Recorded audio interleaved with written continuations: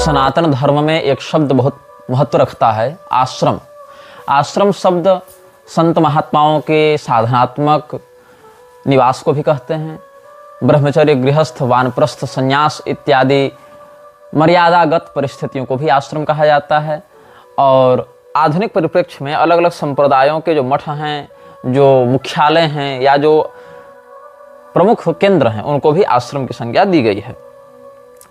अब आश्रम शब्द सामान्यतया हमारे सनातन धर्म में शास्त्रोक्त धर्म को कहा जाता है। शास्त्र ने जिस प्रकार के कर्तव्य का निरूपण किया है, उसमें चतुर्विध प्रकार के शास्त्रोक्त धर्म की आश्रम संज्ञा है।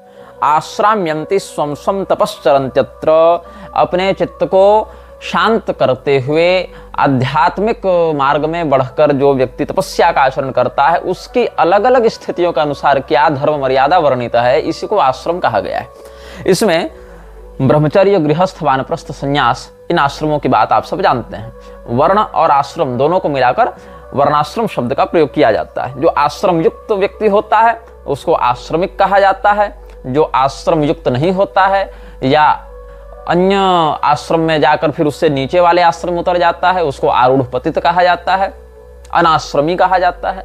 तो आश्रमिक और अनाश्रमी ये दोनों शब्द सनातन धर्म में धर्म संगत मर्यादा का पालन करने वाले के लिए और उसके विरुद्ध जाने वाले के लिए प्रयुक्त होते हैं। लेकिन अब क्या हुआ, आश्रमों के नाम पर बनने लगे होटल, आश्रमों के नाम पर बनने लगे डेरे, और इन डेरों में पनपने लगा व्यभिचार, पाखंड, सनातन धर्म को विकृत करने वाले गिरोह। बहुत से डेरे हरियाणा में, पंजाब में, गुजरात में, राजस्थान में और इन क्षेत्रों के लोगों से प्रभावित संस्थाओं के माध्यम से विकसित हो रहे हैं, और जिनके पास कोई सैद्धांतिक बल नहीं, कोई धार्मिक शक्ति नहीं, कोई सांप्रदायिक परंपरा नहीं, केवल खड़े हो गए भोले भाले लोगों के बीच में अपनी मोहिनी वाणी को सत्संग, कीर्तन, नाम दीक्षा इत्यादि का एक आवरण दिखाते हुए स्वयं को संत के रूप में प्रस्तुत करते हुए ये लोग काल्पनिक मतों का प्रसारण करते हुए शुद्ध सनातनी व्यवस्था के विरुद्ध करके अपने कल्ट को बनाने में ध्यान देने लगे। इनमें भी एक संस्था का नाम मैं लेना चाहूंगा अभी इस वीडियो में, राधा स्वामी। अब राधा स्वामी वाले स्वयं को संत मत का बताते हैं। बहुत अर्वाचीन मत है, बहुत प्राचीन इतिहास नहीं है इसका, अर्वाचीन है। अर्वाचीन हो या प्राचीन हो वो तो अलग विषय हो गया। हालांकि प्राचीन में भी पाखंडियों का तो रहा ही ये दल। बौद्ध, जैन, चारवाक, अरहत, कालमुख, कापालिक, आजीवक ये शब्द प्राचीन है, किंतु क्या श्रुति स्मृति पुराणागम सम्मत हैं? नहीं है। तो प्राचीन अर्वाचीन की बात नहीं, बात शास्त्रीयता की है। किंतु इनमें जो पक्ष पाखंड का है वो तो प्राचीन भी नहीं है, ये तो नितांत ही अर्वाचीन है। तो प्रारंभ में इन लोगों ने क्या किया, सनातन धर्म के ऐसे लोगों को टारगेट करना आरंभ किया जो पढ़े लिखे नहीं थे लेकिन धनाढ्य थे, मतलब जमींदारी थी, अच्छे पैसे वाले थे, लेकिन सनातन धर्म के विषय में उनकी बौद्धिकता उतनी दृढ़ नहीं थी।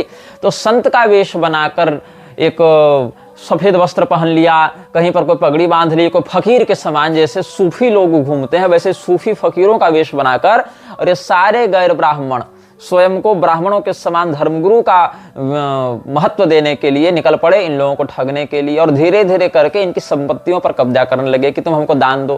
क्या करेंगे बाबा दान लेकर? तो बाबा भजन करेंगे। बाबा क्या करेंगे? बाबा कोई वहां बिजनेस थोड़ी करेंगे, बाबा भजन करेंगे। अच्छा बाबा लो भजन करो, लो तुमको 1 एकड़ दे दिया, 2 एकड़ दे दिया, हमारी हैसियत 10 एकड़ की है 10 एकड़ दे दिया, 100 एकड़ की है 100 एकड़ दे दिया।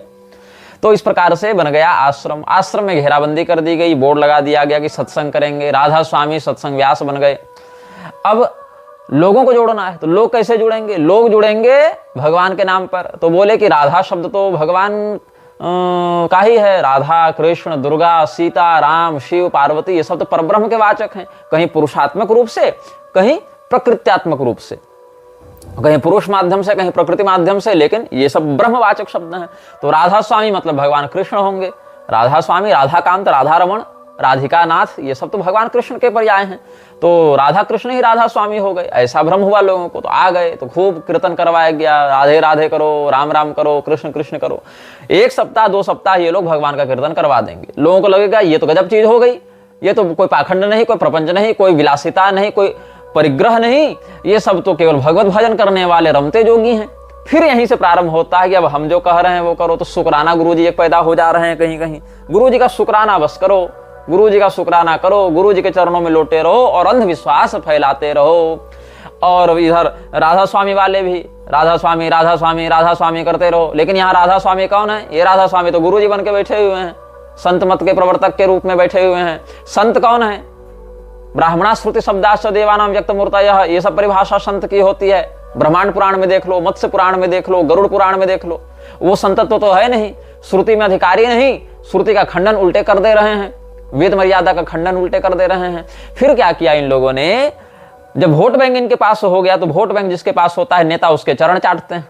जिस समय आसाराम बाबू के पास वोट बैंक दिख रहा था, मोदी वहां जाकर खूब माथा टेकता रहा। बाद में उसी मोदी शाह की जोड़ी ने आसाराम बाबू को ऐसा फंसाया, ऐसा जेल भेजा कि बार बार गवाहों के और आरोपी के बयान बदलते रहने के बाद भी, साक्ष्यों के सिद्ध न होने के बाद भी व्यक्ति को बेल तक नसीब नहीं हुई। जबकि जग्गी वासुदेव पर भी तमाम आरोप अनेक प्रमाणों के साथ लगाए जा रहे हैं, लेकिन उसके साथ तो अमित शाह बैठकर कार्यक्रम करेगा, क्योंकि नेताओं को नीति नियम से मतलब नहीं है। नेताओं को मतलब है जनाधार और सिंडिकेट से, इस सिंडिकेट का कितना पावर चल रहा है। पावर चलेगा तब तक झुकेंगे, नहीं चलेगा उखाड़ के फेंक देंगे, बस इतना ही होना है। तो जब डेरों का सिंडिकेट बढ़ने लगा, पावर बढ़ने लगा, तो रामपाल पैदा हो गया, राम रहीम पैदा हो गया, राधा स्वामी पैदा हो गया, धन निरंकार पैदा हो गया, अलग अलग लोग पैदा हो गए। अपने आप को सर्वोच्च सर्वसमर्थ जगदीश्वर के तुल्य बताने लग गए। केवल हमारी पूजा करो, हमारे आश्रम में आ जाओ, हमसे जुड़ जाओ, जो हमसे नहीं जुड़ेगा वो मूर्ख है, पाखंडी है, अंधविश्वासी है, हम असली वैज्ञानिक सत्य बताएंगे, सत्य का मार्ग दिखाएंगे। इस दावे के साथ इन्होंने किसानों की जमीनें कब्जा करना आरंभ कर दिया, इन्होंने किसानों की जमीनें हड़पना आरंभ कर दिया। अब किसानों की जमीनें जो हैं वो बहुत बार ऐसे क्षेत्रों में होती थी जहां पर कोई उनका वैल्यूएशन अच्छे से नहीं कर पा रहा था, मतलब वहां दूर दराज वाले प्रांत हैं। तो लॉन्ग टर्म इन्वेस्टमेंट करने के लिए इन लोगों ने दान पत्र लिखवाकर अथवा बहुत ही कम दामों में, सरकारी रेट से भी कम दामों में उन जमीनों को एक्वायर करना, खरीदना आरंभ किया और सैकड़ों एकड़ की संख्या में, हजारों एकड़ की संख्या में खरीदना प्रारंभ किया। और धीरे धीरे करके कहीं कम कहीं अधिक, कहीं कम कहीं अधिक, बस जमीन खरीदते गए, बाउंड्री मारते गए, जमीन खरीदते गए, बाउंड्री मारते गए। और इस प्रकार से राधा स्वामी सत्संग व्यास के बैनर तले हजारों एकड़ भूमि पर कब्जा कर लिया गया, कहीं दान पत्र के माध्यम से, कहीं पर कम मूल्य में रजिस्ट्री करा के माध्यम से। और इन लोगों ने फिर क्या किया? अपना सत्संग व्यास का बोर्ड लगा दिया और वहां पर अपनी असत साहित्य को बेचना प्रारंभ किया, लोगों को मूर्ख बनाना प्रारंभ किया। तो क्या ये धर्म का प्रचार कर रहे हैं? नहीं। आप पढ़ें इनकी पुस्तकों को तो क्या कहते हैं ये लोग, जो राधा स्वामी सत्संग व्यास से अध्यात्म का मार्ग ये सब पुस्तक प्रकाशित है, उसमें आप देखिए 98, 99 ये सब में देखिए पृष्ठों में अध्यात्म का मार्ग प्रकाशित है और बहुत कुछ इन्होंने पुस्तकें लिखी हैं। फिर तीसरा पैरा 6 लाइन ये सब हमने यहाँ पर लोगों ने भी भेजा, हमने भी क्रॉस वेरीफाई किया। तो बहुत कुछ तो लोग भेजते हैं कि हमारे पास ये सामग्री है, इसको देखिए, ये सब बातें भी हैं। फिर हम उनको पढ़ते हैं, क्रॉस वेरीफाई भी करते हैं कि जो भेज रहा है वो सामग्री सही है कि गलत है, या उसमें और कोई प्रासंगिक बात तो नहीं, या फिर कहीं कोई असंदर्भित बात तो नहीं। तो जब हम देखते हैं कि ये बातें पुष्ट हैं और इन बातों का संबंध हमें समझ में आता है, तब उन बातों को भी जोड़कर हम बता देते हैं। बाकी हमको जो अपने शोध से बताना है वो तो हम बता ही रहे हैं, लेकिन अगर उसी शोध से जुड़ी हुई कोई ऐसी बात भी कोई प्रामाणिक रूप से बताता है तो हम उसको भी सम्मिलित करते हैं। तो इन्होंने क्या लिखा है कि प्राचीन धर्म ग्रंथों में वेदों का विशेष स्थान है, इन्हें सबसे प्राचीन धर्म ग्रंथ माना जाता है। शताब्दियों पहले जब वेदों को लिखित रूप नहीं दिया गया था, शायद संस्कृत वर्तमान अस्तित्व में नहीं थी तब, और संस्कृत वर्णमाला भी तब अस्तित्व में नहीं थी, शायद संस्कृत वर्णमाला तब अस्तित्व में नहीं थी। उस समय वेदों को इतना पवित्र माना जाता था कि पिता अपने पुत्र को मौखिक रूप से कान में धीरे धीरे इस तरह वेदों का ज्ञान देते थे कि कोई दूसरा न सुन सके। हालांकि वेद अपने ज्ञान तथा प्राचीन ग्रंथ दोनों के कारण पूजनीय है। बहुत अच्छी बात है, लेकिन यहाँ पर एक आपत्तिजनक बात क्या है कि इसके अनुसार वेदों को तब लिखा गया, तब बताया गया या तब रचना की गई। लिखा गया तो नहीं कर सकते, क्योंकि इन्होंने स्पष्ट किया है कि संस्कृत वर्णमाला का अस्तित्व तब नहीं था। तो भैया तुम बोल रहे हो तो वर्णमाला के बिना बोल ले रहे हो, बिना व्याकरण के बोल ले रहे हो, बिना शब्द विन्यास और व्याकरण शब्दानुशासन के ही तुम बोल ले रहे हो, बिना वर्गों का ज्ञान हुए, बिना वर्णों का वर्गीकरण किए हुए तुम बोल ले रहे हो। अस्तु, चलो इनके कुतर्क को मान भी यदि लें राधा स्वामी वालों को, तो केवल मौखिक रूप से संवाद हो रहा था और लिखित रूप से संवाद नहीं हो रहा था। मतलब कि क को कैसे लिखना है, लिपिबद्ध रूप से किस वर्ण को किस आकृति से संकेत करना, ये नहीं था। चलो मान लिया दुर्जनतोष न्याय से, श्रुति शब्द है, बोलते गया पिता और सुनते गया पुत्र, प्राप्त हो गया। लेकिन आगे देखो कैसे इस प्रकार से लोगों को भ्रमित करते हैं। आगे कहते हैं, परंतु यह भी सत्य है कि संत मत, मतलब राधा स्वामी मत, आध्यात्मिक दर्शन शास्त्र की सबसे प्राचीन विधि है जो वेदों से कई युग पहले अस्तित्व में आ गई थी। मतलब वेद अनादि पौरुषेय नहीं है, वेद तो अर्वाचीन है, राधा स्वामी मत ही प्राचीन है। ये इन लोगों का कुतर्क सुन लो। आगे देखो क्या कहते हैं। फिर भी आगे इस बात में संदेह है कि इसकी प्रतिष्ठा केवल वेदों से भी पुराना होने के कारण होती, तो आधुनिक विचार किसकी ओर ज्यादा ध्यान नहीं देते। आजकल संत मत की इतनी अधिक महत्ता है जो क्योंकि यह प्रामाणिक सत्य है। मतलब वेदों की जो ये लोग काल गति बताते हैं, वेदों का समय निर्धारण करते हैं, उससे पहले राधा स्वामी को बताते हैं और कहते हैं कि राधा स्वामी मत इतना प्राचीन है, इतना विशुद्ध है, इतना तत्व निरूपक है कि आजकल के बड़े बड़े विद्वान भी इसको मानने के लिए विवश हो गए हैं। अरे भैया, वो विद्वान ही नहीं है जो मान रहे हैं, वो तो लोक विलासिता में फंसे हुए जड़मती लोग हैं जिनको शास्त्रीयता का शकार भी ज्ञात नहीं है। अब वेदों के विषय में क्या कह रहे हैं कि ऋग, यजुः, साम, अथर्व ये सब 4 वेद हैं और वेदों को समझने में वही मुश्किलें सामने आती हैं जो अन्य धर्म ग्रंथों को समझने में। अब यह निश्चित करना कठिन है कि इनके मूल रूप में क्या लिखा है, आगामी शताब्दियों में इनमें वेदों में क्या जोड़ा गया और क्या वास्तविक था। पिछली शताब्दियों में, कई शताब्दियों में उसमें बहुत कुछ जोड़कर उनमें फेरबदल कर दिया गया। मतलब इसके अनुसार क्या है कि वेद तो बाद में लिखे गए, राधा स्वामी मत पहले था, लेकिन बाद में जो वेद लिखे गए उसमें भी जो एक पहला एडिशन निकला होगा ऋषियों के द्वारा, वो भी विशुद्ध अब हमको प्राप्त नहीं होता, बल्कि उसमें भी जोड़ जोड़कर अपनी बातें डाल दी गई हैं लोगों के द्वारा। तो ये कितना असांप्रदायिक और अपसिद्धांतगत विषय ये लोग प्रसारित कर रहे हैं। फिर क्या कहते हैं, दुर्भाग्यवश इस ज्ञान में ऐसा भी जोड़ दिया गया, दुर्भाग्यवश इस ज्ञान में ऐसा भी जोड़ दिया गया जो आध्यात्मिक उन्नति में सहायक नहीं। वेद उन लोगों के लिए लिखे गए थे जो आध्यात्मिक रूप से ज्यादा उन्नत नहीं थे। मतलब ऋषियों ने जब वेद लिखा तो उन लोगों के लिए लिखा जो मंदबुद्धि हुआ करते थे, इनके अनुसार, जो आध्यात्मिक रूप से उन्नत नहीं थे, ऐसा ये लोग दावा कर रहे हैं। आध्यात्मिक सत्य को स्पष्ट करने के लिए इन लोगों को मानवीय संबंधों को उदाहरण देना जरूरी था। अगर हमारे पास ऋषियों के श्लोक भौतिक, मतलब यहाँ पर लिखित होगा, भौतिक व शुद्ध रूप में होते तो निस्संदेह आज हमारे पास मनोहर आध्यात्मिक साहित्य होता। वेद बड़े स्पष्ट रूप से शब्द धुन के बारे में बताते हैं। वेदों में से नाद कहा गया है।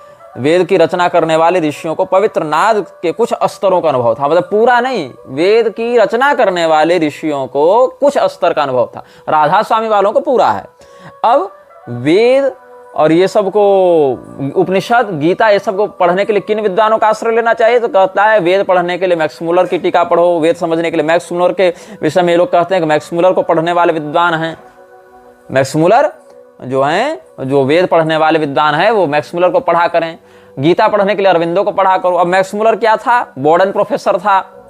बोर्डन प्रोफेसर क्या होता है इसके विषय में हम तब बताएंगे जब हम विवेकानंद की बात करेंगे। तो बोर्डन प्रोफेसर था, एक पोस्ट होता है बोर्डन प्रोफेसर। बोर्डन ने वो संस्कृत प्रोफेसर का पोस्ट बनाया था भारत को क्रिश्चियन बनाने के लिए। ये बाद में बताएंगे, ये सब ऑक्सफोर्ड विश्वविद्यालय सब की बातें हैं। तो मोनियर विलियम्स और मैक्स मुलर में झगड़ा चल रहा था इसी पद को लेकर। ये सब चुनाव 1860 ईस्वी में हुआ था। ये सब पर हम बाद में बताएंगे बोर्डन प्रोफेसर क्या होता था। तो मैक्स मुलर लोगों को क्रिश्चियन बनाने के लिए ऐसा कर रहा था, उसी को पढ़ने की सलाह ये लोग दे रहे हैं। अरविंदो घोष, ये खुलेआम मैक्स थियन की चेलिन, जो फ्रीमेसन्स का सदस्य था, उसकी पत्नी, और मैक्स थियन की चेलिन जो कि कायरो का एक ऑकल्ट प्रैक्टिशनर था, उसका निकटवर्ती व्यक्ति रहा, जिसका बड़ा भाई खुद फ्रीमेसन्स में था। तीसरी बात, रॉबर्ट ई ह्यूम का उपनिषद भाष्य पढ़ लो। ये सारे ईसाई, अंग्रेज या इनसे जुड़े हुए लोगों को पढ़ने के लिए राधा स्वामी कहता है। मतलब वेद को अगर पढ़ना है तो इनके दृष्टिकोण से पढ़ो, ईसाइयत की नजर से पढ़ो, ताकि तुमको शुद्ध ज्ञान मिलेगा नहीं। और फिर बताएंगे कि वेद तो कुछ नहीं भैया, ये तो प्रक्षिप्त ग्रंथ है, इनमें जोड़ तोड़ करके सब सिद्धांत विरुद्ध बातें डाल दी गई।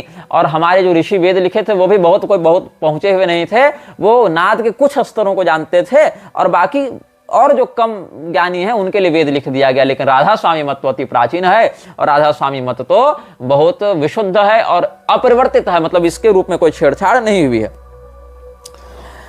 यही सब उपनिषदों का अनुवाद, ये सब जो है वो जो रॉबर्ट ह्यूम ने किया है, उसको ध्यानपूर्वक अध्ययन करना चाहिए उन लोगों के द्वारा जो उपनिषद के मर्म को जानना चाहते हैं। और जो षट संपत्ति की बात है शंकराचार्य जी के संप्रदाय में, उसमें षट संपत्ति के विषय में आप तब समझेंगे जब साधन चतुष्टय का, शम दम तितिक्षा, उप्रति, वैराग्य, मुमुक्षत्व, ये सब जो विषय वहां पर पढ़ने में आएंगे, साधन चतुष्टय, इसके विषय में आप गूगल में सर्च करके सामान्य बातों को जान सकते हैं। उसमें अच्छे अच्छे लेख विद्वानों के आपको प्राप्त हो जाएंगे।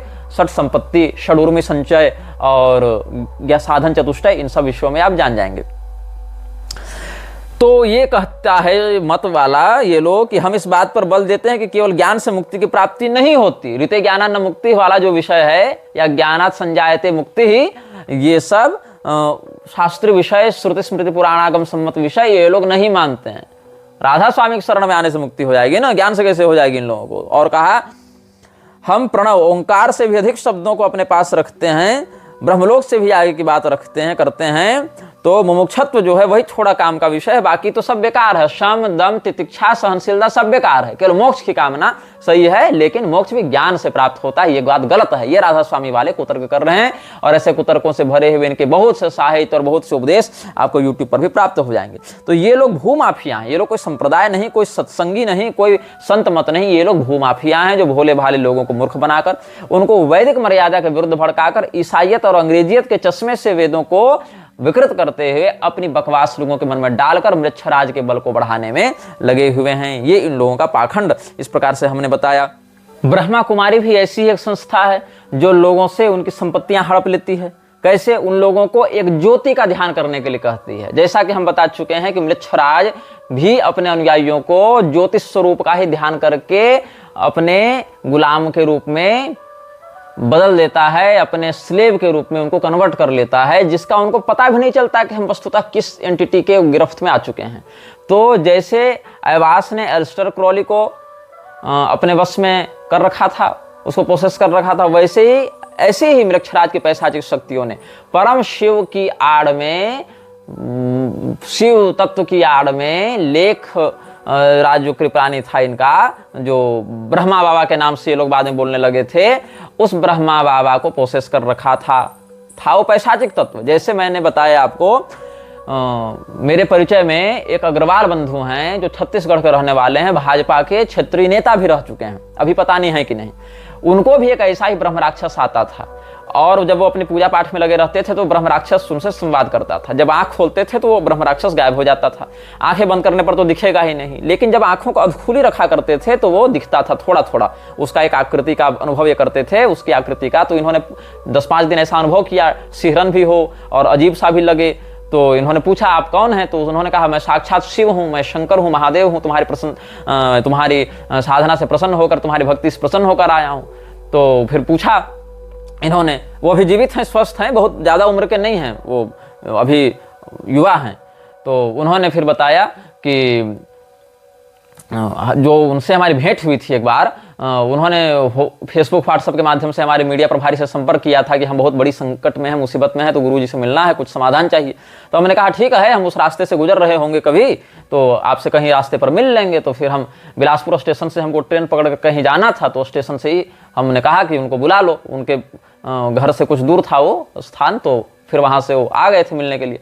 तो जो अग्रवाल जी हैं उन्होंने बताया कि नेत्रों को आधा बंद रखने पर और आधा खुला रखने पर वो दिखता था। उसने अपना परिचय महादेव के रूप में दिया, तो कहा कि मैं ही तुम्हारा गुरु हूँ और मैं ही तुम्हारा इष्ट हूँ, तो हमारे बताए मार्गदर्शन का तुम प्रयोग करो। और धीरे धीरे करके इनको बहुत कुछ बातें वो बिजनेस के बारे में बताता था, जिससे उनको काफी लाभ होने लगा, बहुत पैसा भी आने लगा, बहुत प्रतिष्ठा भी प्राप्त होने लगी। लेकिन कहीं ना कहीं वो टोकन ले रहा था अपना, जो इनकी मानसिक शांति थी, शारीरिक स्वास्थ्य था, घरेलू शांति थी, सबको टोकन लेने लगा, बहुत कष्ट होने लगा। बाद में धीरे धीरे इनको समझ में आया, एक और उन्होंने किसी तांत्रिक से संपर्क किया था, 1-2 साधकों से, हमने उनको कहा कि उनसे जाकर मिल लेना।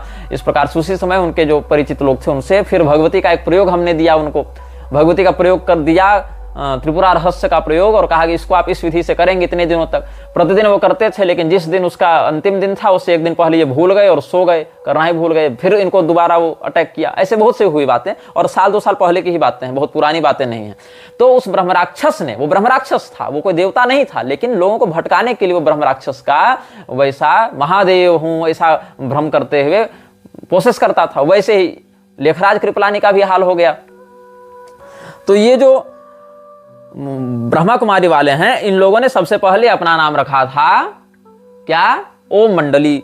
तो हमारे पास डेली मेल का जो पत्र है, अखबार डेली मेल, उसका 5 जुलाई 1939 ईस्वी का एडिशन है डेली मेल का। वहां पर एक टाइटल छपा है 100 girls refuse to marry the Om Mandali celibacy cult which forbids girl disciples to marry and induces wives to leave their husbands flared up against in Karachi yesterday when it was said that in spite of government measures more than 100 girls have resumed the cult and refused to leave 2 houses there.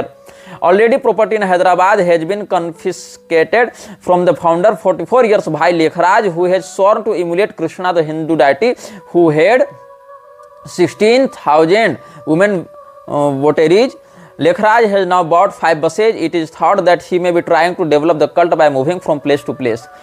जो लेखराज क्या कर रहा था उस समय, महिलाओं को उनके घरों से तोड़ तोड़ कर बाहर ले जा रहा था। कहा कि कृष्ण भगवान 16,000 विवाह किए थे, हम भी टक्कर के आदमी हैं, हम कोई कम है क्या? और 100 लड़कियों का यहाँ समाचार छपा है जिन्होंने विवाह करने से मना कर दिया कथित ब्रह्मचर्य संगठन को ज्वाइन करने के कारण। और जो महिलाएं विवाह कर चुकी हैं वो भी अपने पति को छोड़कर भाग जावे, हमारे संगठन में आ जावे, ऐसा ये लोग कह रहे थे। और 5 बसें भी उसने खरीद रखी थी ताकि अगर किसी संकट की स्थिति में हम लोग को माइग्रेट करना पड़े तो हम लोग माइग्रेट कर सकें। डेली मिरर जो है ना, गेराल्डाइन हाउस, रॉल्स बिल्डिंग, फैटर लेन, EC4, यहां से हम एक डेली मिरर से बता रहे हैं ओम मंडली को लव सेंचुरी की उपाधि दी गई थी, जो बहुत सी लड़कियों को अपने ओर आकर्षित करके उनको कथित ब्रह्मचर्य के नाम पर पता नहीं क्या करवा रहे थे ये लोग पिशाच पूजकों के द्वारा। The government of Sindh yesterday banned the well known Hindu Om Mandali celibacy institution after receiving the report of a special tribunal appointed to investigate the institution's activities. एक स्पेशल ट्रिब्यून बैठाया गया था इन लोगों की जांच करने के लिए, तो ओम मंडली को बैन किया गया था। यही ओम मंडली को रिब्रांड करके ब्रह्मा कुमारी के नाम से इन लोगों ने लॉन्च किया। ओम मंडली was founded 3 years ago in Hyderabad by Dada Lekhraj, a wealthy merchant, to propagate the virtue of celibacy and give expression to the growing revolt against the Hindu idol of marriage, whereby the wife is merely the husband's chattel. The society had about 400 members, including many beautiful young girls. Wives discontented with their husbands fled to the Om Mandali headquarters to such an extent that last August, irate husbands left stand picketed the building for several days. Police then took action and began to investigate alleged orgies going on inside. The movement had enjoyed great popularity in Hyderabad, said the Associated Press. बहुत से सुंदर और जवान लड़कियों को अपने ओर आकर्षित करके ब्रह्मचर्य के नाम पर ये लोग अपने ग्रुप में सम्मिलित करवाते थे और ऑर्गी प्रैक्टिसेज में लगे रहते थे। इन सब विषयों को आप गूगल में सर्च करके जान सकते हैं। और फिर बहुत सी जब अपने पति से नाखुश महिलाएं, असंतुष्ट महिलाएं भागने लगी पतियों को छोड़ छोड़कर और ओम मंडली ज्वाइन करने लगी, तब जब पुरुषों ने इन लोगों के हेडक्वार्टर पर आक्रमण किया था, फिर पुलिस के संज्ञान में सब बातें आई, तब उन लोगों ने एक्शन लेकर इसको वहां पर बैन करवाया था। और ये संख्या जिस समय छपा था समाचार, उस समय 400 महिलाएं थी। लेकिन 13 मार्च 1939 ईस्वी को डेली मेल ने क्या छापा? Wives have left their husbands and young girls have refused to marry. Karachi से छपा था, संडे था उस दिन, 13 मार्च 1939 को। ये तो 5000 fight women's cult, 5,000 angry husbands, parents and guardians yesterday marched on the Sindh government secretariat in protest against the activities of the Om Mandali celibacy cult here. The cult has aroused fierce indignation by including young girls to refuse to marry and wives to leave their husbands. A clash seemed inevitable as the march has been harmed by the government. The crowd, led by crippled Hindu leader Baswani in a wheelchair, came face to face with a cordon of police. Then the Minister of Public Works, Mr. Wazirani, intervened. He gave a written guarantee that the government would order the cult to discontinue certain practices. The crowd dispersed. Founder of the cult is handsome 44 years old Bhai Lekhraj, against whom charges of kidnapping are being heard in the magistrate's court. Om Radhe, his pretty daughter-in-law and president of the Om Mandali Society, is charged with abetting him. The cult was started 2 years ago in Hyderabad, but was driven from there by an organized campaign of opposition and murder threats. लड़कियों को kidnap करने, उनके साथ व्यभिचार करने इत्यादि का, और घरों की महिलाओं को अपने पतियों के, अपने पिताओं के विद्रोह के साथ सुखी वैवाहिक जीवन को तोड़कर या उनकी वासनाओं को अनुचित रूप से उत्तेजित करते हुए, या छोटी उम्र की कुंवारी लड़कियों को या सुंदर जो जवान नवयुवतियां उनको अपने गल्ट में अलग अलग सम्मोहक विद्याओं का प्रयोग करके ये लोग बुलाते थे और उनसे अनैतिक कार्यों को करवाते थे। ये जो है डेली मेल का हमने आपको पढ़कर सुनाया। अब ये एक और आप देखेंगे दैनिक देशबंधु में भी ये छपा था। एक देशबंधु जो है साप्ताहिक देशबंधु छपती थी, उसका आप एक एडिशन मेरे पास है 11 दिसंबर 1976 का, उसमें भी एक यही बात छपी है। ब्रह्मा कुमारी आरती भारद्वाज क्षेत्र प्रभारी बन गई थी उस समय। दोनों मिलकर पूरे मध्य प्रदेश में अपना साम्राज्य स्थापित करने का प्रयास कर रहे हैं। इन्हीं प्रयासों के तहत भोपाल क्षेत्र के अधीन संचालित सेवा केंद्रों को बंद कराने के लिए वहां कार्यरत प्रभारियों को डराने धमकाने का काम जारी है। यदि ये सेवा केंद्र बंद हो जाते हैं तो इंदौर के केंद्र खोल दिए जाएंगे तथा ओम प्रकाश का साम्राज्य फैलता जाएगा। इस पूरे प्रकरण में सवाल यही उठता है कि सारे विवाद से वाकिफ होने के बाद संस्था की प्रमुख प्रशासिका प्रकाश मणि जी खामोश असहाय क्यों है? क्योंकि यहाँ लड़कियों को बुला बुला कर ये सब तरह तरह के गलत काम करवाते थे, जिसके सबूत आज भी आपको यूट्यूब पर सैकड़ों वीडियो में मिल जाएंगे। कैसे लोगों की प्रॉपर्टी को छीनकर, कैसे छोटी उम्र की लड़कियों को, नाबालिगों को, सुंदर लड़कियों को अध्यात्म, मेडिटेशन, ज्योति ध्यान इत्यादि, राजयोग इत्यादि के माध्यम से ये लोग अपने ग्रुप में, अपने गैंग में सम्मिलित कर लेते हैं। और दुर्भाग्य से भारत के राष्ट्रपति पद पर बैठी महिलाएं भी इस संस्था के दुष्प्रभाव में आकर इनको प्रमोट करने में, इनको ग्लोरीफाई करने में लगी रहती हैं। तो क्या हुआ कि वहां तो माफिया कल्ट चल रहा है, कार्टल चल रहा है, तो कार्टल पर जिसका दबदबा रहेगा वहीं पर राज उसका चलेगा। तो इसीलिए कहा गया है। यह शायद बहुत कम लोगों को पता होगा कि ब्रह्मा कुमारी संस्था पंजीकृत संस्था नहीं है, यानी ब्रह्मा कुमारी प्रजापिता विश्वविद्यालय के नाम से संस्था संचालित करने के लिए मुख्यालय की अनुमति आवश्यक नहीं। यही वजह है कि मुख्य प्रशासिका यदि ओम प्रकाश शर्मा को संस्था से निष्कासित करती हैं तो वे अपनी स्वयं की संस्था इसी नाम से चला लेंगे। आरती भारद्वाज और ओम प्रकाश मिलकर ब्रह्मा कुमारी को उसका जो मुख्य जो हाई टेबल था ब्रह्मा कुमारी में, उससे विद्रोह करके अपना एक अलग सिंडिकेट चलाने लगे थे। इसी पर यह समाचार छपा है। इस विवाद में मुख्य प्रशासिका का धर्म संकट यही है कि चंद ब्रह्मा कुमारियों का पक्ष लेकर वे ओम प्रकाश शर्मा के अधीन बसे साम्राज्य को अपने हाथ से जाने नहीं देना चाहती, भले ही ब्रह्मा कुमारियों को शिकायत कितनी भी सही हो। वर्तमान में स्थिति यह है कि ब्रह्मा कुमारी संस्था पर जिसका जोर चलेगा वही काबिज रहेगा, जिससे यह सब गंवारा नहीं, वे अपनी राह बदल सकते हैं। कुल मिलाकर प्रजापिता लिखते हैं ऐसे, ब्रह्मा कुमारी विश्वविद्यालय में ईश्वरीय साधना या उपासना नहीं बल्कि धन संपत्ति व साम्राज्य विस्तार का संघर्ष चल रहा है, जिसे बचाए रखने की व्यवस्था ने संस्था की मुख्य प्रशासिका जो प्रकाश मणि थी उस तक को खामोश कर दिया है। ये साप्ताहिक देशबंधु में छपा हुआ समाचार था। और दैनिक भास्कर ने 13 दिसंबर 1986 ईस्वी को इंदौर से शनिवार को ये 40वें वर्ष का 357वां अंक जो छपा था, वहां पर एक आर्टिकल छापा है दैनिक भास्कर ने, वो भी मैं पढ़कर आपको सुना दे रहा हूं। ब्रह्मा कुमारियां छली जा रही हैं, उनके साथ ब्लैकमेल किया जा रहा है, ज्योति बिंदु स्वरूप परमात्मा के नाम पर वे पीटी जा रही हैं, धार्मिकता गायब हो चुकी है। इंदौर जोन पूरी तरीके से अधार्मिक कृत्यों में संलग्न है। वहां की ब्रह्मा कुमारियां प्रपंचों में फंस चुकी हैं। ज्योति बिंदु को सब कुछ बताकर नई जिंदगी शुरू करने का दर्शन उन्हें ब्लैकमेल करवाने को बाध्य कर रहा है। यह सब उन ब्रह्मा कुमारियों ने कहा है जो जैसे तैसे जोन की परिधि से बाहर भागी हैं। उनका मत है कि ब्रह्मा प्रजापिता ब्रह्मा कुमारी ईश्वरीय विश्वविद्यालय के सिद्धांत जितने पुनीत हैं उसके लोग उतने ही गलीज हैं। अब सिद्धांत पुनीत है नहीं, इनको क्या सिद्धांत के बारे में पता था? सिद्धांत ही गलीज है तब तो लोग गलीज हुए ना। सिद्धांत कुछ है नहीं, बकवास है कि 5-6 हजार साल का चारों युग होता है, हर 5-6 साल के बाद घटना रिपीट होती है। ब्रह्मा विष्णु महेश से बड़े हमारे लेखपाल दादा हैं, लेखराज दादा हैं, और 84 बार मनुष्य योनि लेनी है, और एक बार जो मनुष्य बना वो अगले जन्म में फिर मनुष्य बनेगा, फिर मनुष्य बनेगा, और एवरेज निकालें तो 5000 साल में 84 बार मनुष्य बनेगा। तो एवरेजली देखें तो 60 साल से अधिक किसी की उम्र हो ही नहीं सकती है। तो ये सारी बकवासों को भर के इन लोगों ने पैशाचिक मतों के माध्यम से केवल संपत्ति बटोरो और वो जो अनाम लक्ष्य की ज्योति है उससे लोगों को जोड़ो, बस यही इनका है काम। तो ये आगे अखबार में लिखता है कि जो तथ्य सामने आए हैं उससे लगता है कि ब्रह्मा कुमारियों का इंदौर जोन भी उसके निर्देशक ओम प्रकाश शर्मा की स्वार्थ पूर्ति का केंद्र बनकर रह गया है। बताया जाता है कि शर्मा ने संस्था की बुनियादी नीति, नियमों व सिद्धांतों को ताक में रखकर अनेक ब्रह्मा कुमारियों के जीवन को बर्बादी के कगार पर पहुंचा दिया है। आरोप है कि संस्था में उठी उचित विरोध की आवाज को दबाने के लिए ओम प्रकाश भाई जी बहनों के साथ मारपीट, भोजन में जहर मिलाकर पागल कर देने, अनर्गल आरोप लगाकर बहनों को बदनाम करने, संस्था से बाहर जाकर अनिश्चित जीवन जीने के लिए मजबूर कर देने से लगाकर गुंडों का सहयोग लेने जैसे हथकंडे अपनाते रहे हैं। अब तक व्यवस्थाओं और संस्थागत अनुशासन के कारण ब्रह्मा कुमारियां चुपचाप सहती रही हैं, किंतु निदेशक की दतियां अब उनकी सहनशक्ति से बाहर हो रही है। धर्मानुशासन के ताले टूट गए हैं। इंदौर जोन में पनपते फैलते कथित अधार्मिक माहौल के प्रतिकार के सिलसिले की शुरुआत करने का साहस किया है 42 वर्षीय ब्रह्मा कुमारी पुष्पा श्रीवास्तव, 33 वर्षीय पद्मा बहन और भ्राता सुरेंद्र जैन ने। इंदौर जोन के निदेशक ओम प्रकाश शर्मा के अमानवीय कृत्यों का सुस्पष्ट ब्यौरा प्रधानमंत्री को प्रेषित करके इन लोगों ने न्याय की गुहार की है।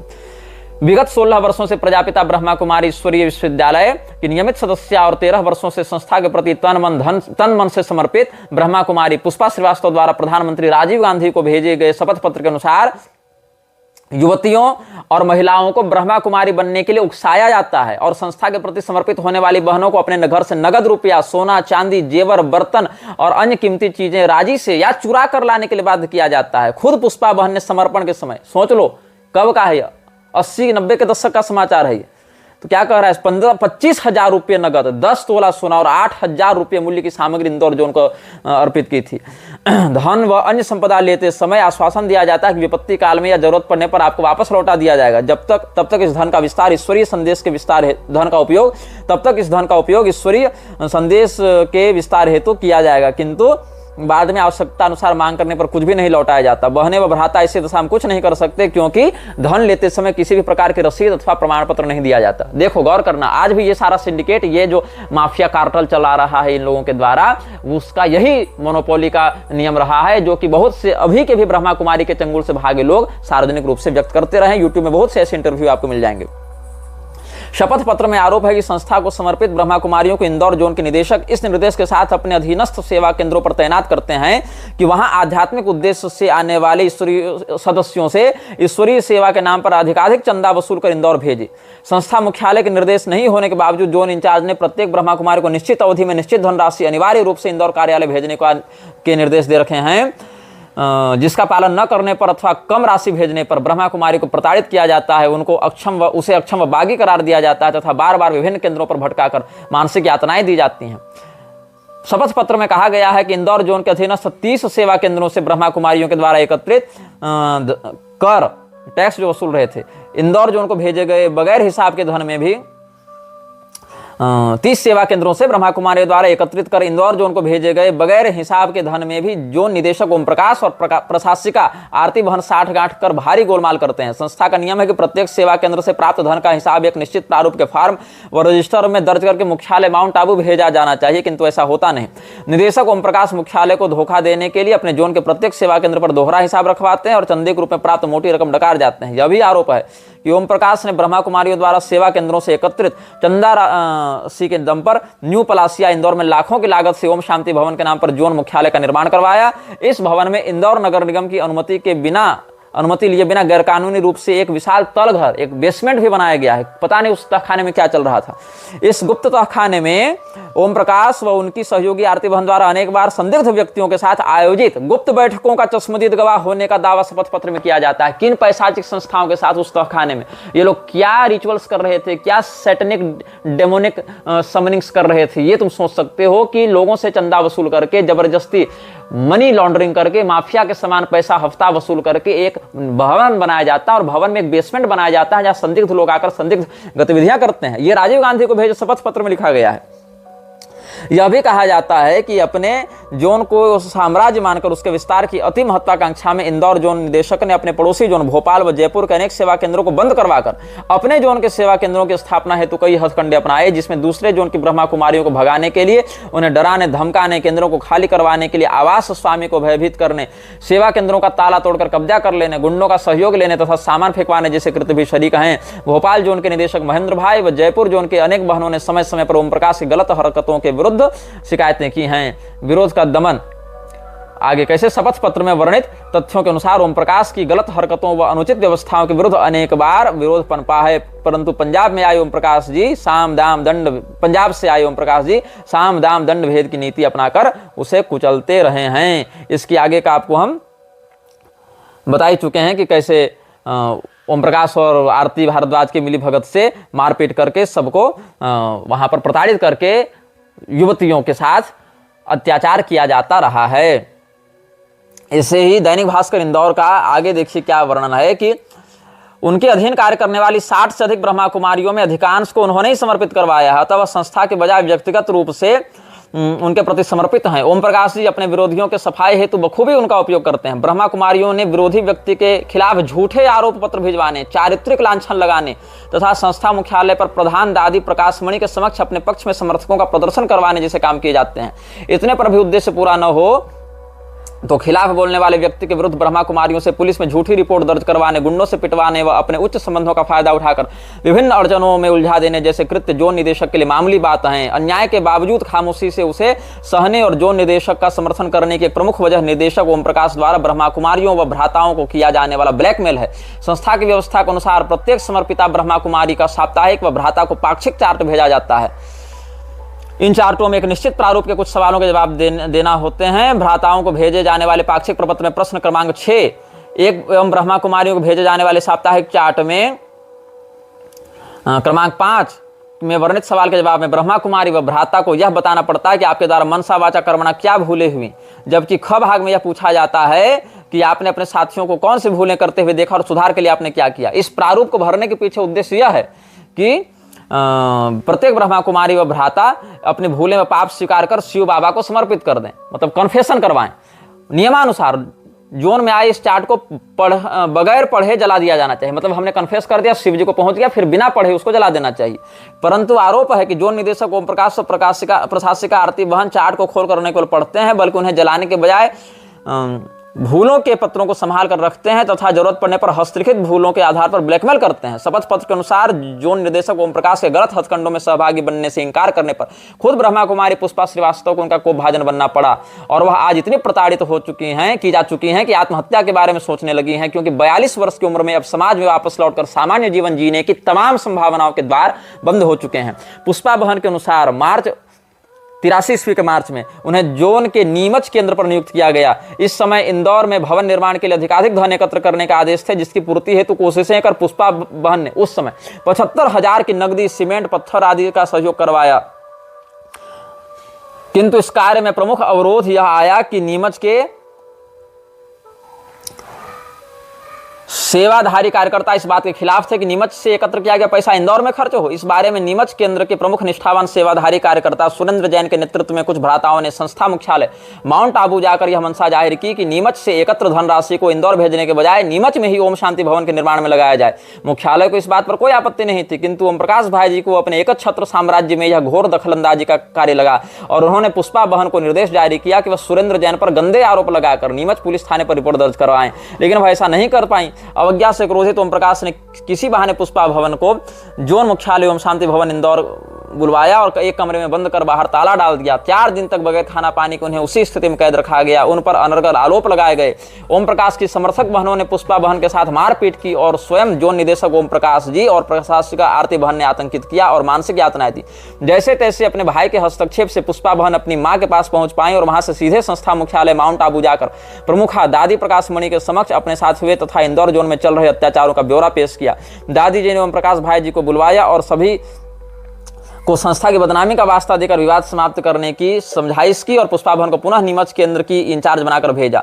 33 वर्षीय पद्मा बहन ने भी अब अपनी जबान खोली है। उनके शपथ पत्र में वर्णित स्थितियां बेहद मार्मिक और अमानवीयता का कच्चा चिट्ठा है। पद्मा बहन पिछले 13 वर्षों से संस्था के नियमित सदस्य तथा 76 ईस्वी में संस्था को समर्पित हुई। समर्पण के समय पद्मा के माता पिता व भाइयों द्वारा जीवन निर्वाह के लिए दिया गया 11 तोला सोना, लगभग 10,000 नगद, उपयोग हेतु स्वेटर बुनने की मशीन, 2 गैस चूल्हे, हजारों के बर्तन व कीमती गोटे किनारी कपड़े पद्मा ने सभी कुछ संस्था को सौंप दिए। उन्हें कोई रसीद इंदौर जोन से नहीं दी गई। पद्मा बहन द्वारा प्रधानमंत्री को भेजे गए शपथ पत्र में वर्णित तथ्यों के अनुसार समर्पण के बाद और से तक उनके मन में ओम जी के प्रति श्रद्धा रही, किंतु धीरे धीरे उनकी असलियत उजागर हुई। अनेक बहनें इनकी शोषणवादी प्रवृत्ति व धन संग्रहण हेतु भारी दबाव से घबराकर घर लौटने लगी। इसी समय एक प्रकरण और सामने आया। शपथ पत्र में कहा गया कि ओम जी द्वारा वरिष्ठ ब्रह्मा कुमारी प्रकाश निवासी गुड़गांव को, यहां पर लाइन बदल गई है, मैंने गलत पढ़ दिया। शपथ पत्र में कहा गया कि ओम जी द्वारा वरिष्ठ ब्रह्मा कुमारी प्रकाश निवासी गुड़गांव को भोजन में धीमा जहर खिलाया गया, जिसके परिणाम स्वरूप ब्रह्मा कुमारी मरी तो नहीं, किंतु वह पागल हो गई और 3 माह तक ग्वालियर पागल खाने में उसका उपचार हुआ। बाद में ओम जी ने प्रकाश को भगा दिया और अपने विश्वास पात्र ब्रह्मा कुमारी आरती भारद्वाज को मुख्यालय से स्वीकृति लेकर जोन इंचार्ज बनवा दिया, ताकि मनमानी करने में आसानी हो। ब्रह्मा कुमारी पुष्पा श्रीवास्तव के शपथ पत्र में उल्लेख कई आरोपों की पुष्टि पद्मा बहन के शपथ पत्र से होती है। पद्मा बहन के अनुसार पुष्पा को कई दिनों तक ओम शांति भवन इंदौर में ताले में मतलब बंद करके भूखा प्यासा कैद रखा गया। इसके बाद 2 अक्टूबर 1985 को ओम जी ने पद्मा बहन को एक पुड़िया देकर उसे आटे में मिलाने और उसकी रोटी बनाकर पुष्पा को खिलाने के निर्देश दिए। जहर की आशंका के कारण पद्मा ने यह काम करने साफ मना कर दिया। इसके बाद मार्च 86 में पद्मा को पुनः ओम जी ने नीमच जाने तथा वहां के सेवा केंद्र पर कार्यरत पुष्पा बहन को मारने और त्रास देने को कहा, किंतु पद्मा ने फिर मना कर दिया। 2 बार आदेशों की अवहेलना के कारण ओम जी क्रुद्ध हो गए। पद्मा पर भी जुल्मों का सिलसिला शुरू हो गया और कई सेवा केंद्रों में इधर उधर भगाया गया, बदनामी के प्रयास किए गए, संस्था से निष्कासन की धमकी दी गई। तनाव के कारण पद्मा गंभीर रूप से बीमार हो गई, वैवाहिक जीवन जीने के योग्य न रहे और ऐसी व्यवस्था में संस्था में ही जुड़ी रहे। यह वाकया मई 84 का बताया गया है। अब पद्मा बहन के शपथ पत्र से यह तथ्य भी उजागर होता है कि मौका पड़ने पर ओम जी हर संपर्क का उपयोग अपने फायदे के लिए करते हैं। प्रलोभन व प्रताड़ना की नीति जब सुरेंद्र जैन को दबा नहीं पाई, तब ओम जी ने अलग रणनीति बनाई। इसके लिए मध्य प्रदेश के मुख्यमंत्री मोतीलाल वोरा के भाई गोविंद लाल वोरा का उपयोग किया। गोविंद लाल वोरा के ब्रह्मा कुमारी संस्थान से बेहद अच्छे संबंध हैं और वह रायपुर केंद्र की ब्रह्मा कुमारी कमला जी से बहुत प्रभावित है। अब तो रायपुर छत्तीसगढ़ की राजधानी बन गई, उस समय नहीं बना था। पद्मा के शपथ पत्र के अनुसार ओम जी ने कमला बहन को रायपुर से इंदौर बुलवाया और पद्मा की मौजूदगी में निम्न श्रेणी शिक्षक के पद पर कार्यरत सुरेंद्र जैन का स्थानांतरण नीमच से दूर दराज के क्षेत्र में कराने की योजना बनाई गई। तदनुसार गोविंदलाल बोरा के संबंधों का लाभ लेकर भ्राता सुरेंद्र जैन का स्थानांतरण नीमच से 150 किलोमीटर दूर बुधनिया करा दिया गया। सुरेंद्र जैन का कसूर यह था कि उन्होंने ओम जी द्वारा की जा रही अनियमितताओं, धन के घोटालों और बहनों के साथ हो रहे जुल्मों का सप्रमाण विवरण ब्रह्मा कुमारी आश्रम के मुख्यालय माउंट आबू में संस्था प्रमुख दादी प्रकाशवाणी तक पहुंचाया था।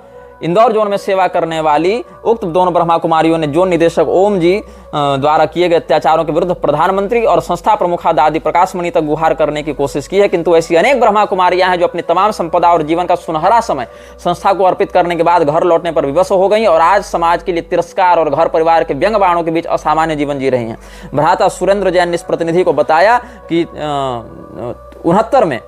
1969 में इंदौर जोन की स्थापना के बाद अब तक इस जोन से 25 ब्रह्मा कुमारियों को इतना परेशान व हताश किया गया कि वे मजबूरन घर लौटी। जैन के अनुसार केंद्र छोड़ने वाली ब्रह्मा कुमारी की सूची इस प्रकार है।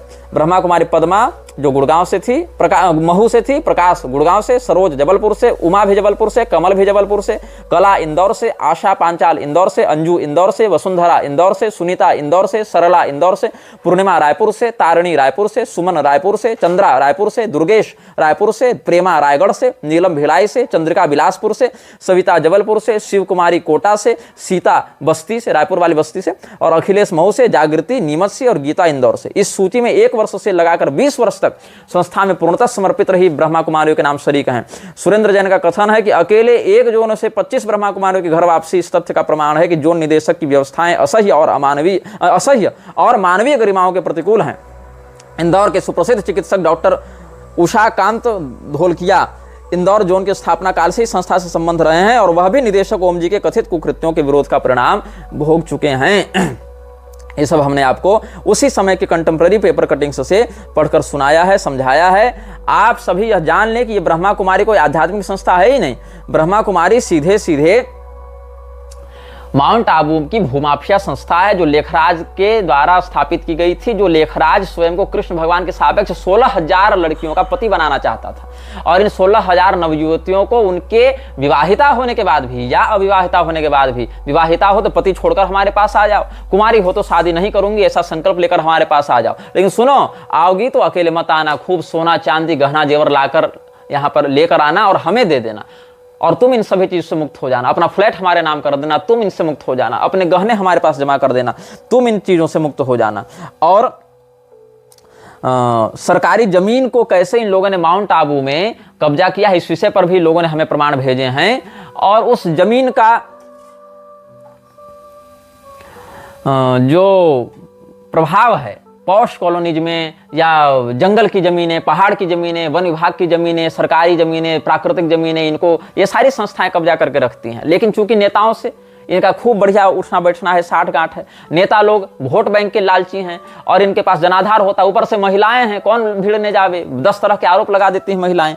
इसीलिए इन लोगों के षड्यंत्र को दबाना सरकार के लिए अगर रुचि हो भी तो बहुत कठिन हो जाता है, उस समय की सरकारों के लिए भी, अभी के लोगों के लिए भी। बाकी रही हिंदुओं की बात, तो हिंदू तो इतना अधिक परंपरा विमुख हो गया है कि ऐसी माफिया कार्टेल चलाने वाली जो गिरोह वाली स्त्रियां हैं, संस्थाएं हैं, उनको भी संत मानता है, उनके भाषण करवाता है, ग्लैमर वर्ड का प्रयोग करके उन समस्त ब्रह्मा कुमारियों जैसी संस्थाओं के आकर्षक मोहक व्यक्तित्व सम्मोहक शक्तियों का, पैशाचिक शक्तियों का आश्रय लेकर और उनके द्वारा जो सुंदर सुंदर लड़कियों को प्रस्तुत करके उनसे भाषण दिलवाया जाता है, उन सभी स्थानों पर लोग जाते हैं, आकर्षित होते हैं, उनके अनुयायी बनते हैं, अपनी संपत्तियां उनको सौंपते हैं। आगरा में, बागपत में, ये सब का अलग अलग हमारे पास सुसाइड केस का प्रमाण उपलब्ध है। फॉरेस्ट लैंड कैप्चर कैसे किया गया था, कैसे ब्रेन वॉश किया जा रहा है, किरण बेहरा का मर्डर सुसाइड केस इत्यादि का हमारे पास प्रमाण उपलब्ध है। यहाँ पर बहुत कुछ है इसमें।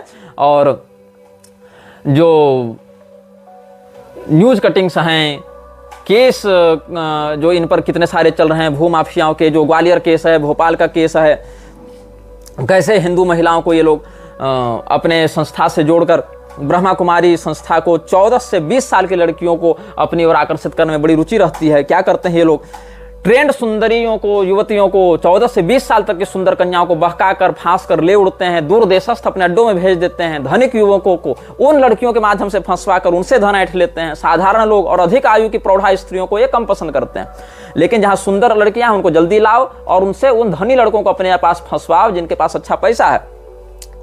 और श्रृंगारस उत्तेजक गानों के रिकॉर्ड इन सत्संगों में बजाए जाते हैं। लेखराज को परमात्मा बताकर उसी का ध्यान करने कहा जाता है। चित्रों में ब्रह्मा विष्णु महादेव के जो त्रिदेव हैं उनमें ब्रह्मा का स्थान पर लेखराज का चित्र बताया जाता है और उसकी पत्नी को आदि देवी सरस्वती कहकर उसका चित्र बना दिया जाता है। मैजिक लालटेन से सिनेमा दिखाते हैं और बड़े बड़े नेता, मंत्री, राज्यपाल, राष्ट्रपति के फोटो अपने साथ दिखाकर कहते हैं कि बड़े बड़े लोग हमारे प्रभाव में हैं। इसीलिए इन समस्त लोगों को मूर्ख बनाने के हथकंडों को अपनाकर ये लोग केवल एक कार्टेल चला रहे हैं। ऐसे ही आबू रोड में ब्रह्मा कुमारी आश्रम में सेवादार की मौत के बाद पोस्टमार्टम पर भी संदेह गहराया। इस प्रकार से बहुत से पेपर कटिंग हमारे पास प्राप्त हो रहे हैं, लोगों के द्वारा भेजे गए।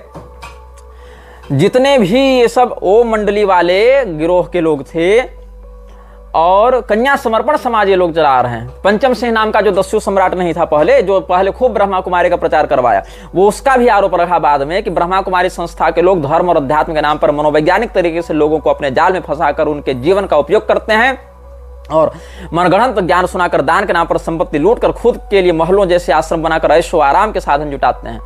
पंचम सिंह जो था उसको भी अलग अलग करोड़ों की संपत्ति ये लोग हड़प लिए, उसको भी ब्रेन वॉश करके अपने यहाँ बुला लिए और बाद में जब 1980 में जेल से रिहा होकर ब्रह्मा कुमारी ज्वाइन किया था, बाद में इसको दिया गया था कि आश्वासन की तुम्हारा हम हमेशा भरण पोषण करेंगे, लेकिन ये लोग उसका सारा पैसा लेकर उड़ गए। इसके भी बड़े सारे वीडियो फोटो ये सब वायरल हुए थे, बहुत सारा इसका इंटरव्यू भी वायरल हुआ था। और इसीलिए इसने कहा था कि जब पैसा पास था तो घर आते थे ये लोग, पैसा समाप्त हो गया तो आना जाना भी छोड़ दिए। इसीलिए ब्रह्मा कुमारी से बच्चियों को रखें दूर, जीवन होने से बचाएं, जीवन बर्बाद होने से बचाएं। ये पेपर कटिंग भी छपी हुई थी यहाँ पर। परम पिता परमात्मा और उनके दिव्य कर्तव्य नाम से ये लोग बीच में भगवान विष्णु को और इधर अपना लेखराज को और उधर महादेव जी का फोटो छापकर कहता है ब्रह्मा कुमारी का गिरोह कार्टेल कि ये जो लेखराज है यही असली ब्रह्मा है।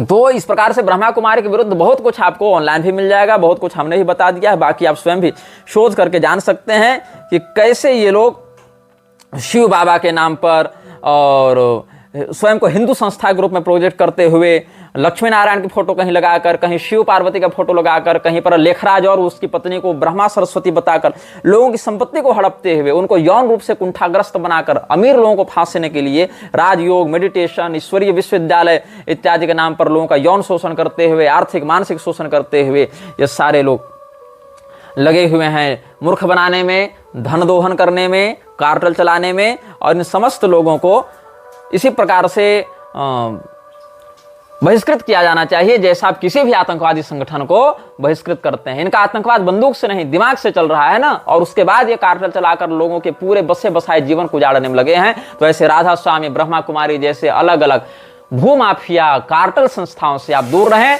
अन्यथा मृक्षराज की शक्तियां ही आपके विनाश का कारण बनेंगी।